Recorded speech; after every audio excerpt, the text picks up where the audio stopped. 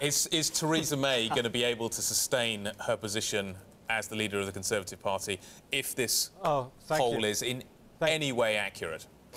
If the poll is accurate, then I think it's kind of unlikely that that her position is tenable. She called this election when she didn't need to. She ran an extremely personal campaign, you know, a very tight group of people advising her. She, you know, there are already lots of voices in the Conservative Party saying that, you know, they're disgruntled not only by the way she ran the campaign, but by the way she ran her government as well.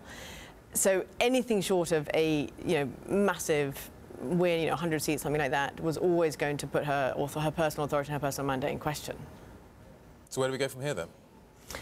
Well, I mean, chaos, as you've laid out, perhaps another election, and also when it comes to Brexit, let's remember that during the campaign, you know, Theresa May used the sort of bogeyman of Brussels as a sort of campaigning tactic. Now, how willing are our European partners going to be, in light of that, to give us an extension?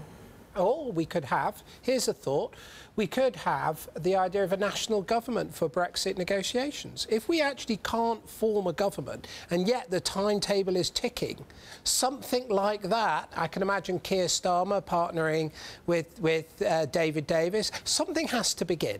Well, because it's that extreme. If the exit poll is to be borne out where nobody has an active majority, where a government can't be formed, where it's so unstable, and we face the most momentous decision that we faced since the Second World War, arguably, ideas like national governments, that's exactly when they come into play. I mean, I don't think this will happen. You know, I hope that we'll end up with a working majority. But just taking this at face value, where the margins are so thin, and as you quite rightly say, Guy, the clock is ticking. What else can we do? We can't just delay it for another year until we get ourselves sorted.